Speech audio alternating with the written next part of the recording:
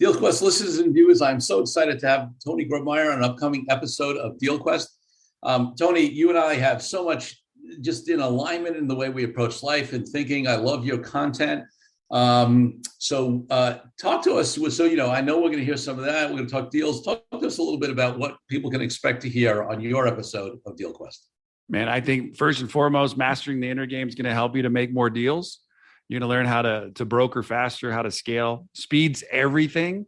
So if you can understand that when you're trying to make a deal happen, it's about speed and having somebody also on your team analyzing all the data that's coming your way so you make the right deal at the fastest way possible. So I'm excited to be able to share that and so much more. And I think the most important thing I got to remind anybody watching this right now is that you have something inside of you that's calling you to be bigger and better. And it doesn't mean that it happens to happen outside of that world. It happens inside of this world. So that's why the inner game is so important. So we can do this and make as many deals happen as fast as possible. I love it, folks. Listen, the thing about Tony is he's got the financial success. He's built a major company. But also what I love is that he's gone through his own personal journey in life, right? And so it's not just the guy who runs a $60 million company or whatever it is, but, he's done that. And that has brought him to have a commitment to the empowerment of other people. And for me, those are the kind of people that I love to learn from. So check out Tony's episode coming up soon on DealQuest. Do you want your business to grow faster? Are you open to new and out-of-the-box ways to drive revenues and increase value?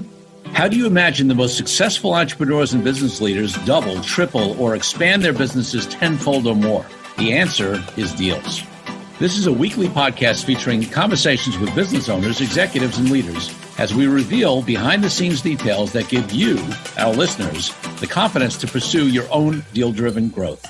On the show, we discuss a huge variety of deals, everything from large, complex mergers and acquisitions to smaller deals that you can do even without significant capital. My name is Corey Kupfer, and I've been supporting deal-driven growth for businesses for 35 years as a successful entrepreneur, professional negotiator, and attorney. My goal is to help you strategize, plan for, find, and complete deals that will help your company grow faster. Welcome to the DealQuest podcast. Let's get started. I am so excited to have Tony Grobmeyer on the show this week. He is a husband, father, friend, and serial entrepreneur. His current ventures include co-founding Ship Offers with his childhood friend, and he's also the creator of the Be Fulfilled brand. The journey to finding fulfillment is often filled with stories of stuff we never thought would happen. You may even feel like giving up, and that's his story until his friend John showed up and saved his life. Once that happened, he knew he had to give back, and one of the companies that he created from these lessons, he's discovered over the past 24 years, is the owner-operator of the Be Fulfilled Journal. This journal has enabled over 4,200 entrepreneurs to develop a fresh vision for their life and take action right away. He's also the host of the popular Be Fulfilled podcast, The Real Stories Behind Success. And he's been on a quest for the past 4 seasons to redefine how we determine success. It's the perfect show for anyone on their journey to personal and professional fulfillment, looking for additional motivation on the climb up the success mountain. Tony, welcome to the DealQuest podcast. Thank you so much for having me. I'm honored to be here. Listen, I'm a fan of your content, of your podcast. I think you bring a lot. I love the conversation of of really what is success and how we define that, and we're going to get into all of that, and also how all of that, or how your life experience also has brought you to do some deals. But before we go there, I want to take you back to when you were a little kid growing up, maybe 8, 10, 12 years old. What did you want to be? Because my guess is, for most people, it's not what they're doing now, but, who knows? You tell me. Great question. Fun to revisit childhood. I didn't know what I really wanted to be. I think, want to be a police officer, want to be a fireman. You want to be one of those. But somewhere around like 13, I wanted to be an archaeologist. Okay. And I have really set on a path now later in my life. We can talk about it as well, about becoming the architect along with being an archaeologist in your life. Love it. So one other question looking back before we talk a little, get to the current and the future. What was your first deal of any type? It could have been something small when you were a kid or something, early in your career, whatever comes to mind. One of my first things that I ever remember doing, I was 13, 14, baseball cards for me. I was, I'm a kid of the 70s, product of the 80s with baseball and sports.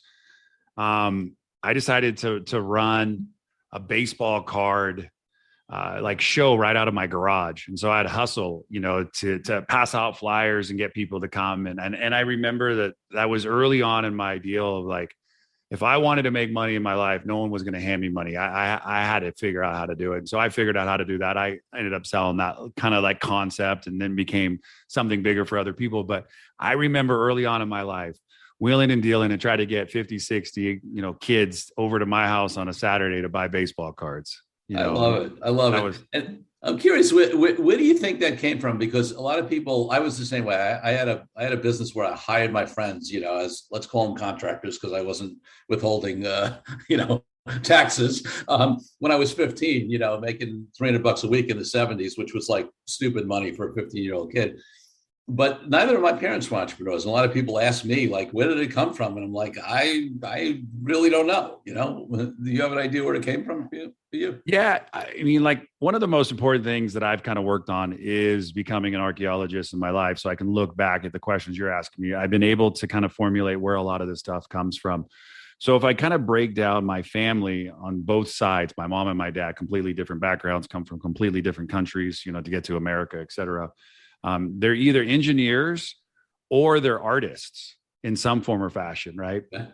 And so I think I'm a hybrid. I think I'm the first kind of one to realize that you can have a little of both. So back in the 50s, my grandfather was somebody who created an attachment to the centrifuge. And, it's patented and, we went and Google it and you can see it's pretty cool. And then I go, oh, he created something to collect bull semen. I was like, oh, great. But that's what, it's like, I get a look and I'm like, all right, that's awesome. And then on the flip side, one of my aunts, she is somebody who studies everything below the Earth's surface and her husband studies everything above the Earth's surface. Interesting. And then everybody on my dad's side is more or less an artist. And then my grandfather on my mom's side, he was a brain surgeon. And that to me is an artist. That is somebody who can like see something at a different level and be able to perform at the highest level.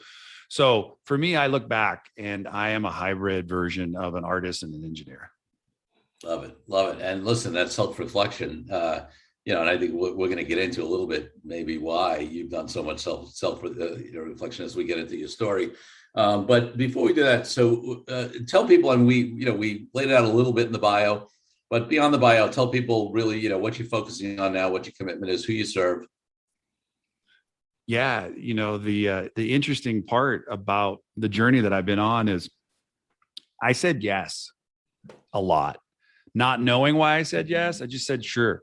And I've been doing that since I was, as long as I can remember. I had 14 jobs by the time I was 18 to figure out what I did and didn't want to do. And then once I kind of figured that out, I ended up going off to a junior college. I was going to go play water polo. And one day I walked by a radio booth and I go, I want to go back in. I hadn't been in radio since I was 13 years old. I'm like, can I take this class? And they're like, no, you got to take a prerequisite. I'm like, to talk on the radio? No, let me have a shot. And I remember it was pivotal for me because I said to myself, I can do this. And the guy looked at me and goes, if I give you a shot, you'll make it. I said, 100%. I'm so determined I'll make it. I had 4 radio shows at the college radio station. I was the only one to get hired at a real radio station down the road, making, $7.50 an hour for pushing buttons for American Country Countdown. And I remember in that moment, I'm like, see, if I say I can do it, I'll find a way. Because otherwise I'll find an excuse. And that's the only belief system that I have. And so I was just determined. Yeah. And so along that path, that led me to eventually being at a radio station in Silicon Valley in the mid 90s. And somebody came to me and said, hey, do you want to design a website? I'm like, what the heck is a website? And they're like, Prodigy, Earthlink, AOL, CompuServe, the thing that where you see when you're scrolling, that's a website. I'm like, sure. I just said yes again, didn't know what I was saying yes to. And I learned how to build websites. And before you know it, my business partner at the time and I were selling websites for, $50,000. And one day somebody was constantly asking me to build them more websites. I said, so what do you do?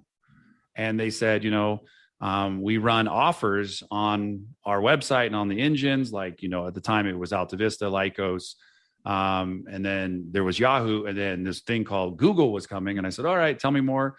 And I said, hey, could you tell me what you do and teach me what you know? And I'll do what I do, but I'm going to give you the secret on how I build websites so fast. And so we swapped information. Yeah. And then eventually I launched my first supplement and fulfillment company called Herbalo. It's still around today. I don't own it. I walked away from it in 2000. And a couple months later, I launched the company that I currently own, and it started in my garage. It's a fulfillment company. We serve people in the health and wellness business. We have products on demand. We allow marketers a way to tap into our catalog of products. They know primarily copywriting. They know how to get traffic. They know how to do the marketing side of things. We provide all the fulfillment stuff. Yes. And so I've been doing that for 20 years. We're an Inc. 5000 company the last 7 out of 8 years. And I spend all of my time trying to empower the team, the individuals at the VP level, to go be the best versions of themselves so they can empower the rest of the team to be the best version of themselves. And it just kind of works. And so I have a childhood friend who I grew up with, who was one of the guys that would come to the baseball card store in my garage, is my business partner. And, every day I get to live my dream, which is, doing what I love, and that is helping people. That's great. That's great stuff. So let's talk a little bit about deals, because, one of the fundamental premises of the show is that there are some very successful entrepreneurs who just grow organically, right? Sales and marketing and providing great products and services. But if you look at a lot of successful folks, there's also some deal-driven growth in there, and it's an underutilized tool very often for companies. And in fact, whether you're growing well but you want to grow more quickly, or you want to grow more strategically, or maybe you're stagnant, or not growing, or struggling to break into a market. So how have you used deals? Talk about what types of deals that you've used over time to supplement your organic growth and the talents you have in terms of building team and marketing and all that kind of stuff. Yeah, I mean, a deal that went sideways on me that taught me a valuable lesson, it's one that I use every single day here, what I do, was around the 1999-2000. I ended up into a partnership with one of the founders of Tybo, guy who created BMI magnets. And we were in Reseda, California. There's a great Tom Petty song. And we had this really amazing idea and a concept to launch supplements. And from there, we ventured into another business that funded kind of this idea in Hollywood. There was always some stuff up till about 13. And then there was a bridge until MTV content was around 16. There was a missing link between like 13 and 16. So we created web episodes that we're going to shove on the internet for kids between 13 and 16. There was just this missing loop. And so I became business partners with Ted Williams, his son, John Henry Williams, Richard Dreyfuss's brother. We had a guy who was in police academy at the time, Brian Tochi, and we created this model behind a 13-year-old CEO who was the engine. We were the rest of the body of this thing. We were on 2020. We had 20 to 60 million hits over basically a 24-hour period of time, blew up all of our stuff. Zach Levy, who's in that Shazam movie that was out, not the Shaq one, the other one. He was like just a child star in Hollywood coming up, and he was one of our lead characters. Company was called Goosehead. We were everywhere. The Indianapolis 500, we were there. It was amazing. And I remember we got bids and offers to buy the content, and companies like Warner Brothers and Sony started coming forward and were basically negotiating to buy us. But there was 10 figureheads, and this is the moral of my story. There was too many people in the deal to make the deal, because 6 people's ego got really big and 4 people like myself said, I want out. I could see like, sell it and we'll go do the next thing. This isn't everything. This is the next thing. And too many egos of the 6 decided they didn't want to sell. And I was a part of what was the .com bomb, the big boom. And that really got me teaching myself a couple of valuable lessons. Don't go into business with everybody. Go into business with one person or 2 people, and be very strategic about the maneuvers that you make. And be careful when you see stuff in your business slowing you down to cut some trees down so you can get a better view. So I've used that lesson. I saw some stale growth in our company in my life, 2017, 2018, saw some things that needed to change, pivot, and then boom, I saw growth happen. We're pushing 60 million this year as a company that started, like I said, in my garage. And in 2017, we did 12 million. So how do you scale really, really quick? Is you see some opportunities that are in front of you and you make decisions. Sometimes you have to sacrifice some stuff to get there, but deals are the most important thing that I've seen. We're using deals right now to expand our growth. We're using deals to try to acquire other businesses like in us. So rather than go and put up upfront capital to start from scratch, we get to say, hey, we're going to go buy an existing fulfillment company that already has everything that we need. And we're going to implement our strategy and our structure into the business, and we're going to scale it and grow.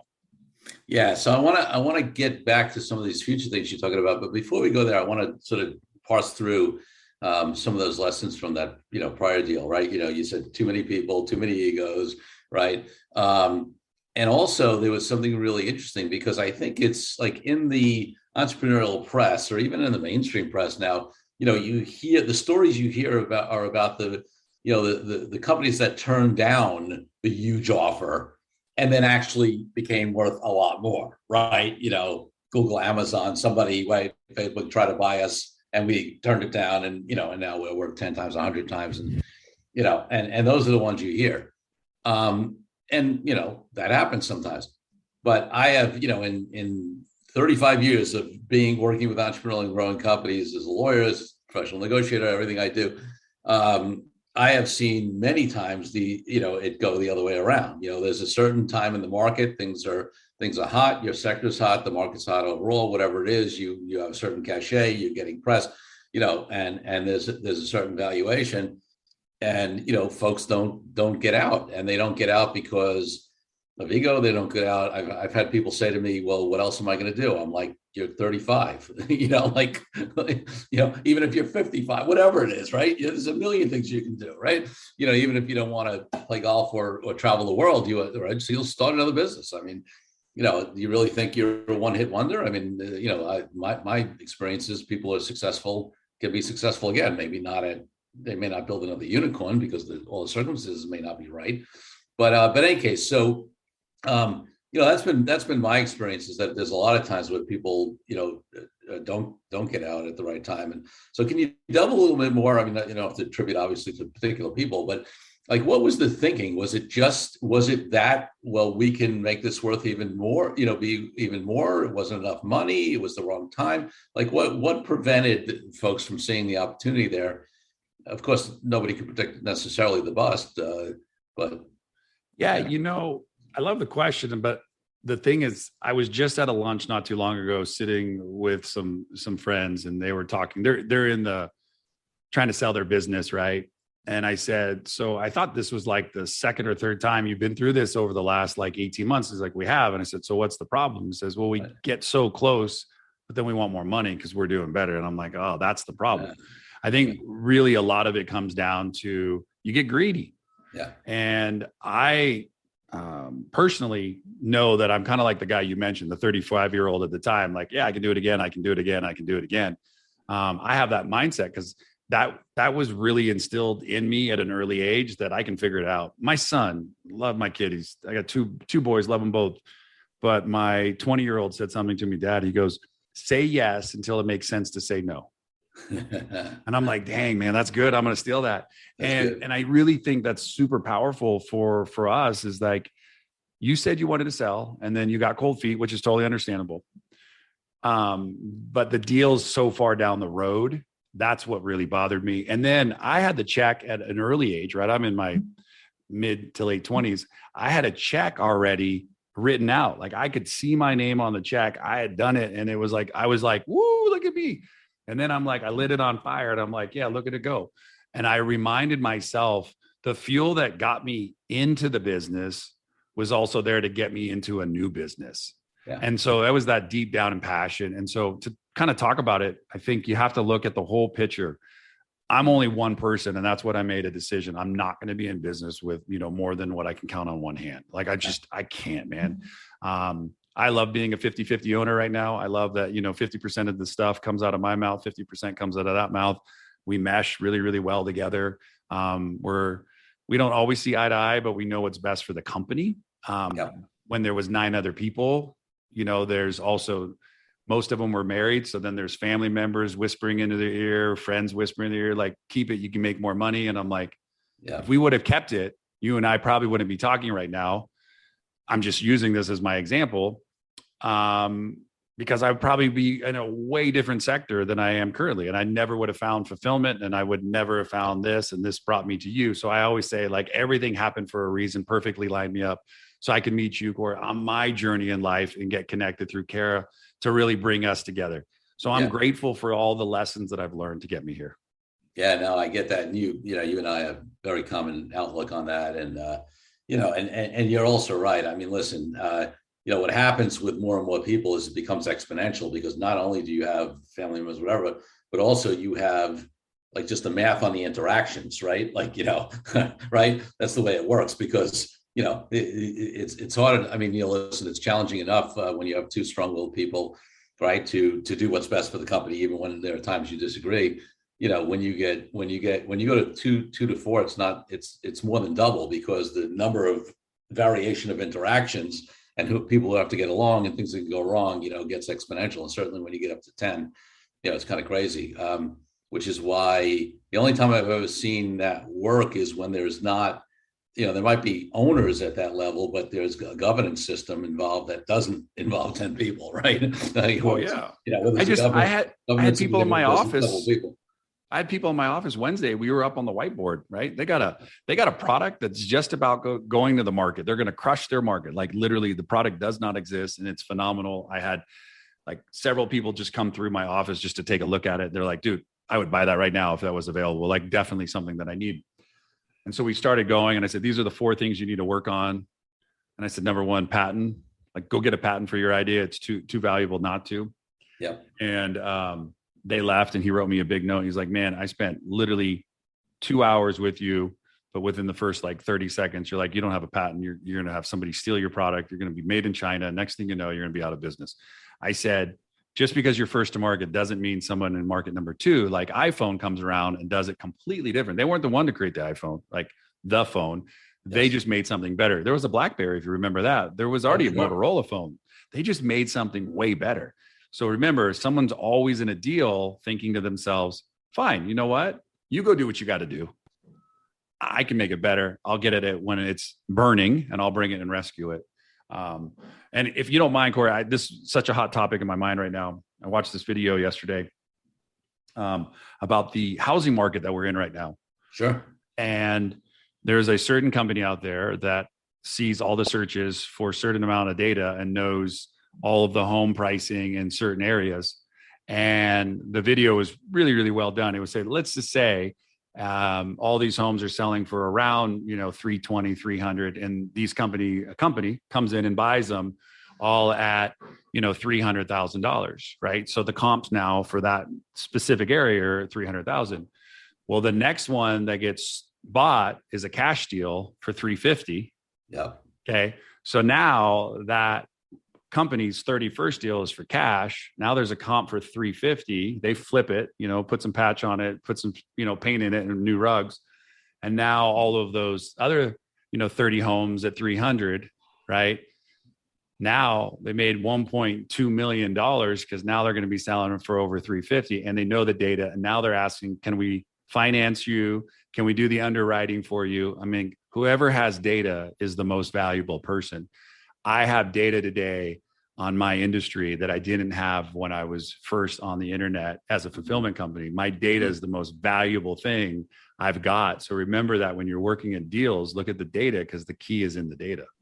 And that's such a great lesson, Tony. And it's interesting. It harks me back to the very early days of the internet. I had a client who I thought had a brilliant idea. I was actually in my first year of starting my own firm. I had been, I had left big firm practice, was 30 years old, started my own law firm, didn't have any clients, was building it from nothing. And I met a guy at a networking thing, and he had this business. This was pre-internet. It started. He had this business where It was about data. It was for real estate agents, because when people would come in, the second most asked question after price was, how are the schools, right? Most people who had kids were moving into school, they want to know how the schools are. And there was no good data out there. Again, remember, pre-internet. So Neil's company was called the School Report back then, a National School Reporting Service, became the School Report. In any case, they would gather data on all the schools, and it would be everything from average SAT scores, percent of kids that go to college, to what programs were available, special, ed, sports, art, you name it, right? It had all the, everything people wanted to know. And they sold it as a subscription service to the real estate agents. So they would pay for it, and that would be a value add that the real estate agents could give to the clients to distinguish themselves from other people. And they used to get a fax of the order and snail mail a report out, right? Okay, so we're dating this, right? But it was an information company pre-internet. Now a few years in, the internet, right, became commercially available, and Neil was smart enough to recognize that this was going to become an online play. I won't go through the whole story. We had done various ways to raise some capital. We had VC money come in. They didn't believe in the internet. We took them out at 10 cents on the dollar. Like it was a whole journey. But I remember saying to Neil at the time, because his revenue model was subscriptions from these real estate agents. And I said to him, the subscription, revenue is nice, but that's not where the value of this company is. And he said, well, what do you mean? I said, you're gathering data that nobody else has at a level. I mean, he had gone national, right? Something that he's gone at a level that nobody else had. And he ended up getting purchased by one of the online real estate companies, mainly because of the data that, access that he had. And he actually did one of these double sales, right? He sold the company once, got cash and equity. And then the company he got equity in sold again, and he actually got out right before the dot-com bust. Mm. So he had a company more recently that he sold a couple of years ago that was profitable from day one, built over 20 years, wonderful profit, whatever. He did not. The prior company never made a dime in profit, and he sold that prior company pre-internet bust for significantly more than he ever sold his 20-year profitable company, but it was a data play, and that was true early on. And now, I mean, nowadays it's so much more, it's so much more true, right? Because of the way the internet's developed. So it's a great tip. Yeah. And, it's interesting is like, being a fulfillment company, everybody thinks that I'm like borrowing and using your data. I'm like, I don't have time to go mail to your client's data that you allow me to ship to. Right. I said that the thing is I have seasonality data. Yes. So I have 20 plus years of knowing seasons. So I'll give you, for instance, back in the day, it was like virility pills was a product that we created in like the early 2000s. Today it's testosterone. Yes. Well, do you remember in the early 2000s, if you said you had low T, people looked at you weird.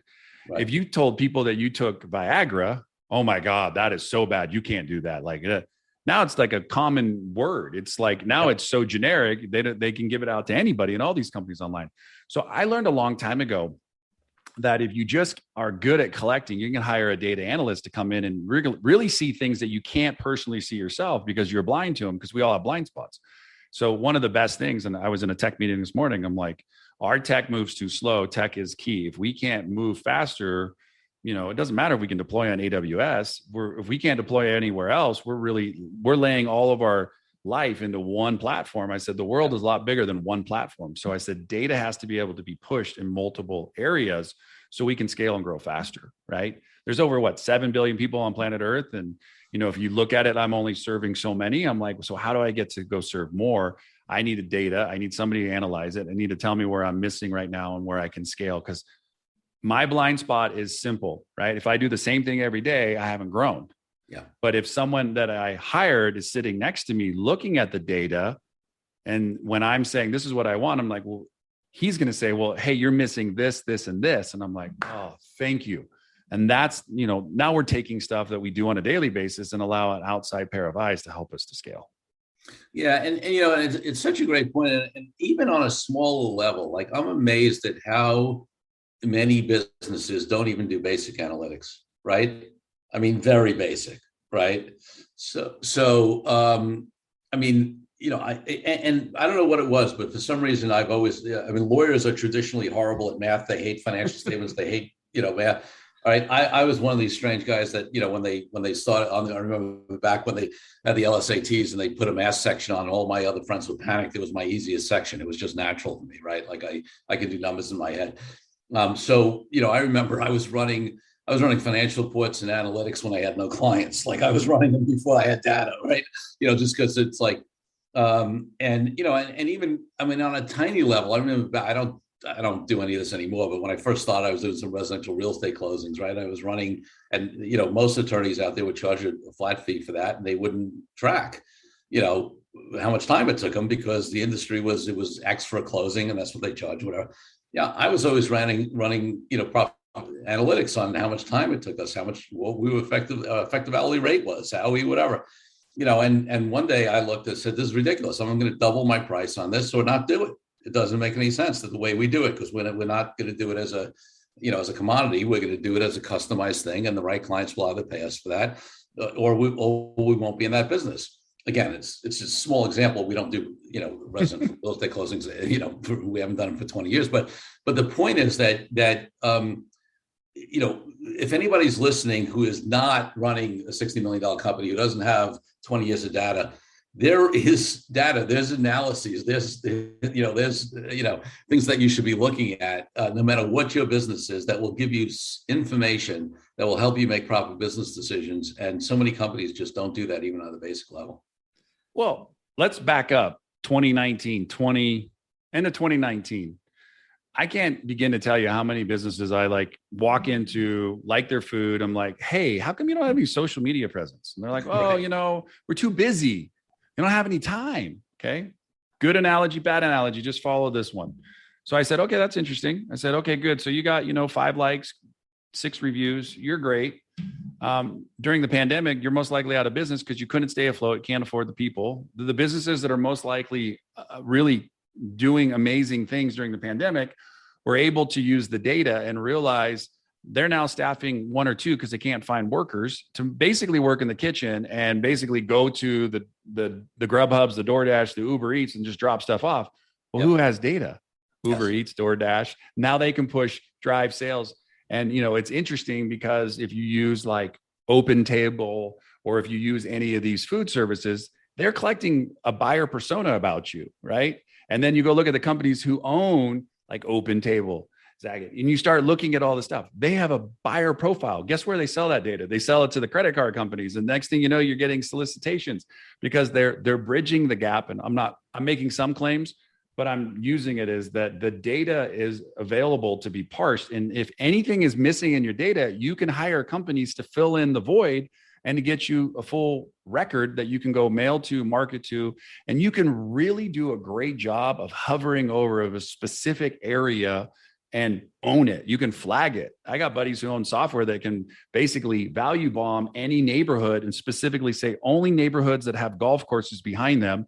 They can value add, flyer them, mail to them specifically, and say, hey, have you ever thought about, instead of watching people go, how would you like to go play golf? Here's a free pass to go golf, right? So it's there's so many ways to use the data today, but unfortunately the people who didn't, in a lot of ways, are out of business.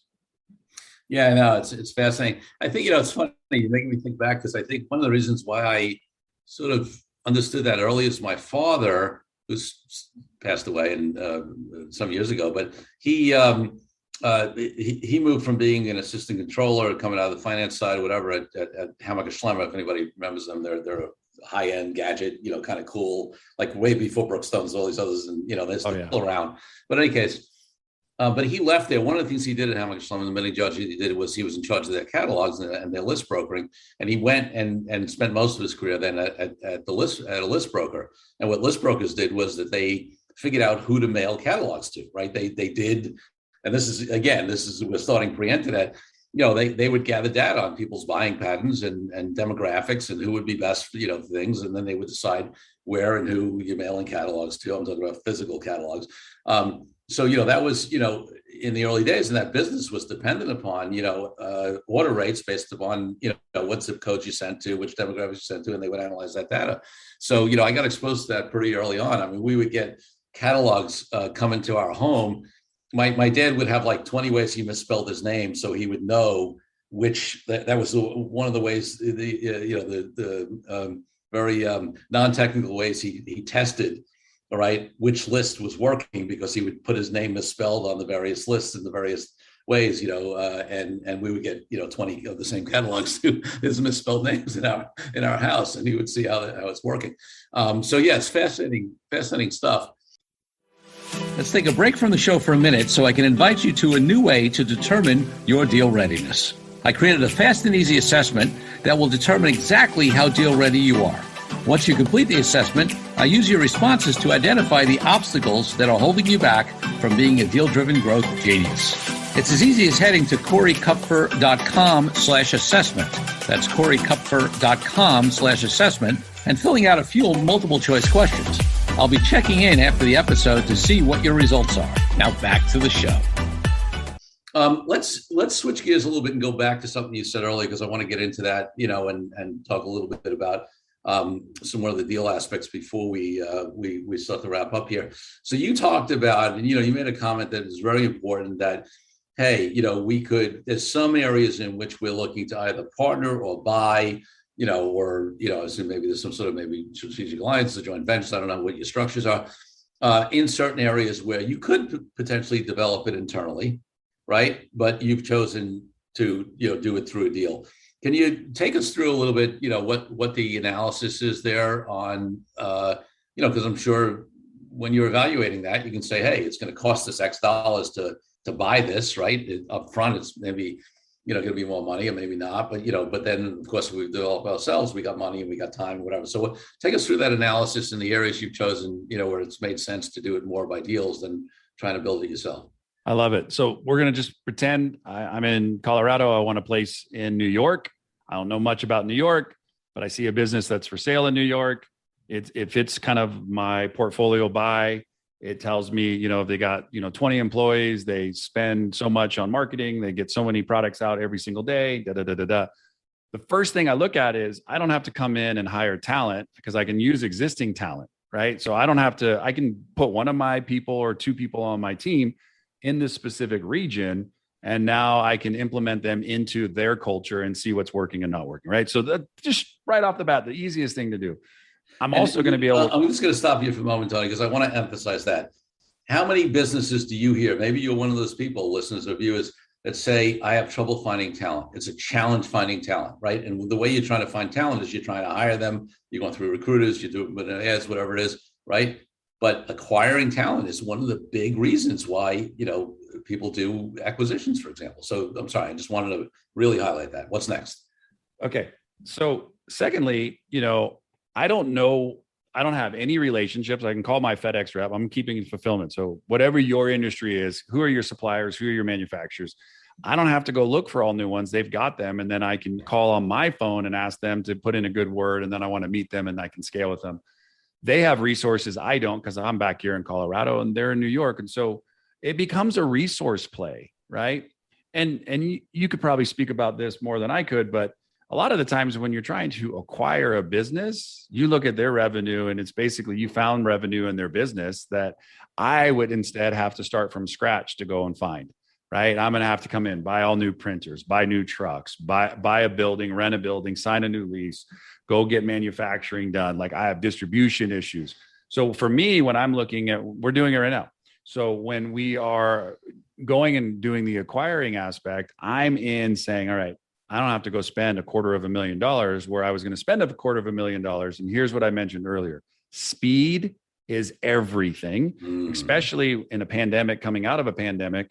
Right now, the workforce isn't there. So acquiring a company that has an existing workforce and come in and sweeten the pie, keep them around and implement our culture as fast as we possibly can into a business, not change it, but make it better.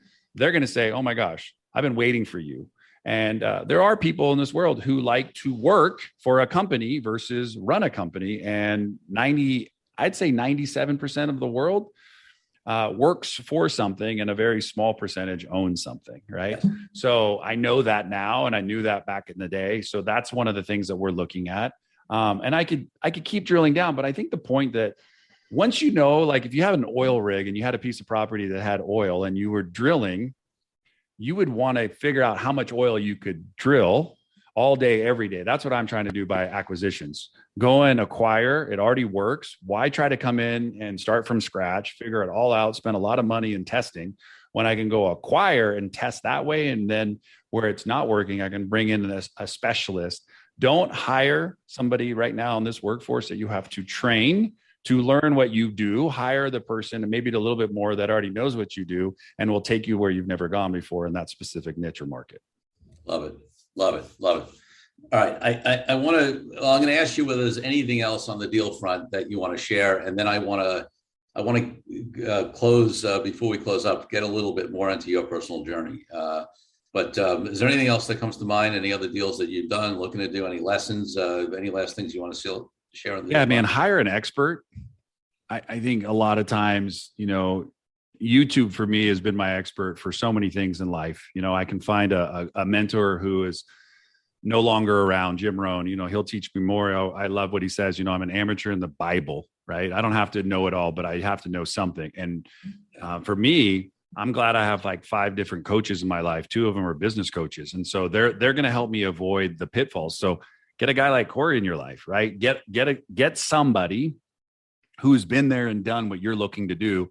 So once again, we're talking about speed. It's this magical thing that so many people think, well, I'll just take it slow. And I'm like, well, have you ever seen a train go really, really slow? You sit there and wait a long time. I live out in the country now. I live in a small little town that doesn't have traffic lights, but I have train lights. And man, when a train goes by filled with coal, yes, they still have coal trains, it is slow. 25 minutes slow. But when that thing's empty and it's already done its job, it's speeding to try to get home. Speed wins every single time. So go fast, hire an expert, and you'll get there a lot faster. Love it. Love it. So Tony, in the bio, we sort of alluded to it. You alluded to it a little bit.